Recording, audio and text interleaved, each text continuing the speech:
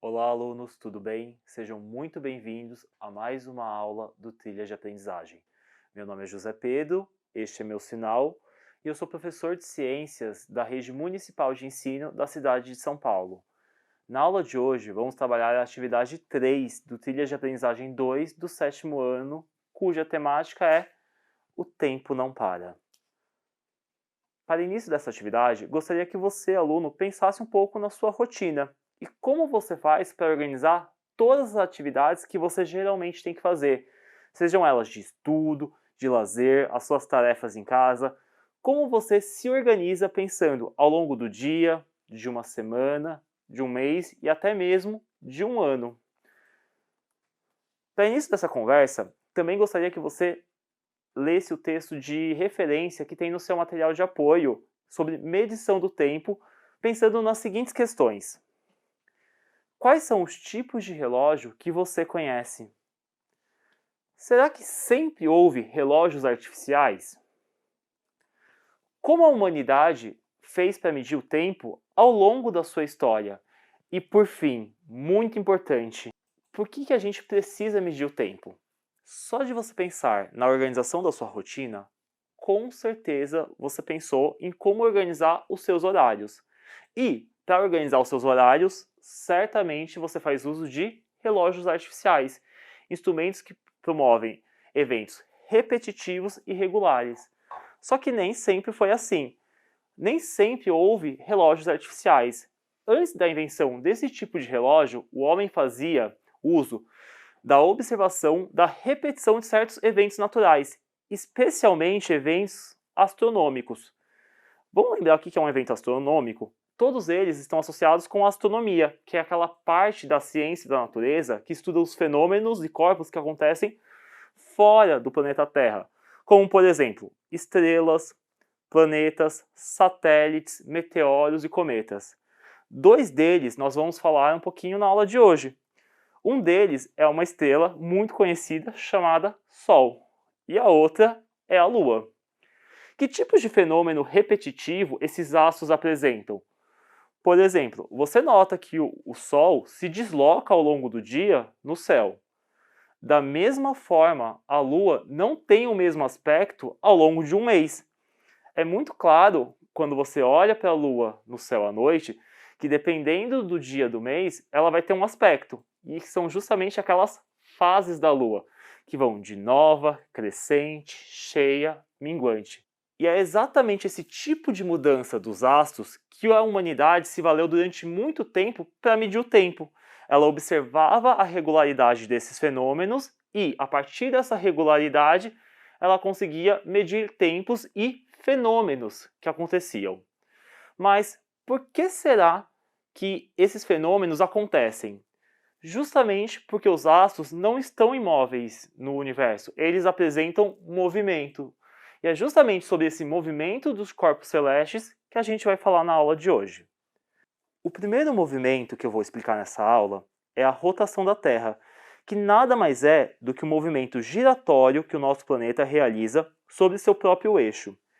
Esse movimento leva aproximadamente 24 horas. Note também que o nosso planeta ele está levemente inclinado no espaço. Isso será comentado um pouquinho mais para frente em nosso vídeo. Observando a rotação da Terra, você consegue perceber que ela não fica igualmente iluminada ao longo do dia? Isso é importante para determinar os períodos de dia e de noite em cada lugar durante as 24 horas. Então notem, a partir dessa imagem, que a parte iluminada da Terra ela é dia, enquanto a parte mais escura ela está de noite. Mas a gente sabe que o dia não se divide em duas fases, dia e noite. Existe todo um entardecer, existem fases ao longo do dia. E por que isso acontece?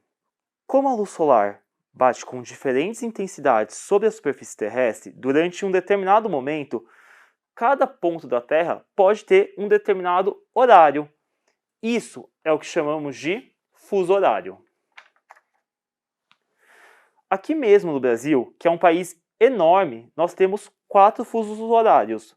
Pois é, dependendo do local em que você estiver do país, pode ser que o horário vai ser diferente de outro. Veja só a diferença de horário em 4 pontos do Brasil. Que curioso, não é mesmo? Enquanto em Fernando de Noronha, nesse esquema, já são 11h40 da manhã, em Brasília, que é o nosso horário padrão do Brasil, são 10h40.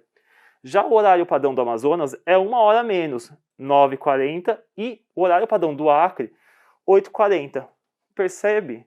Em 4 pontos do mesmo país, 4 horários diferentes.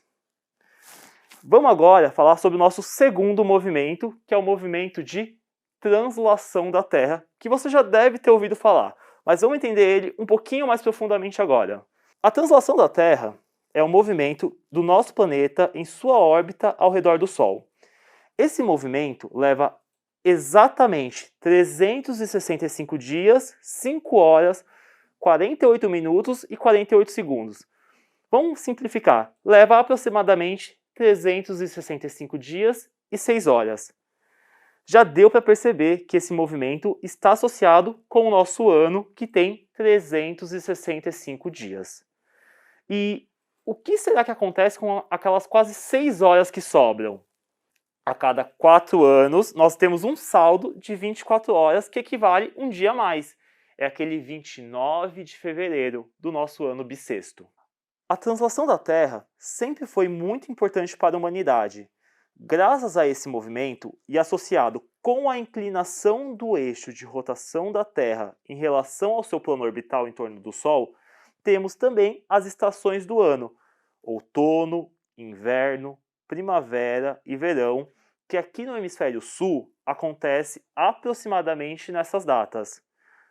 Quando você pensa nessas estações, provavelmente vem aquela imagem sempre igual: um verão muito quente, um outono com as folhas no quintal, aquela primavera florida e aquele inverno cheio de neve.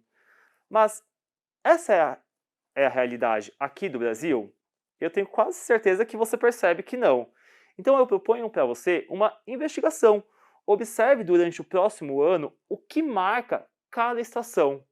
Faça essa observação, você vai perceber que existe uma diferença muito grande em relação àquela imagem que a gente tem das 4 estações com relação à realidade que a gente vive no nosso país. Na aula de hoje, você viu que o homem sempre buscou mecanismos para medir o tempo. Para você se aprofundar um pouquinho mais nessa temática, eu vou propor um desafio para você e para os seus colegas agora. Pense em algum método para medir o tempo e use esse método para medir, por exemplo, uma música. Esse método ele não pode fazer uso de nenhum tipo de relógio artificial. Então pense de alguma forma como você pode medir o tempo sem necessariamente usar um relógio artificial e meça uma música, por exemplo, com isso. Você pode compartilhar a sua ideia de método com seu professor, com seus colegas e compararem como cada um de vocês chega em alguma estratégia para medir o tempo. Vou deixar aqui para vocês uma sugestão de uma música para vocês fazerem essa atividade. E essa música nada mais é do que uma oração ao tempo. É isso, pessoal. Chegamos ao fim de mais uma aula. Com ela, espero que você tenha conhecido um pouco mais sobre o nosso planeta, a fim de pensar em ações contra as mudanças climáticas através de uma educação de qualidade. Lembre-se sempre, mantenha-se em contato com o seu professor através da plataforma do Google Sala de Aula para tirar as suas dúvidas e aprofundar ainda mais o seu conhecimento. Muito obrigado e até mais.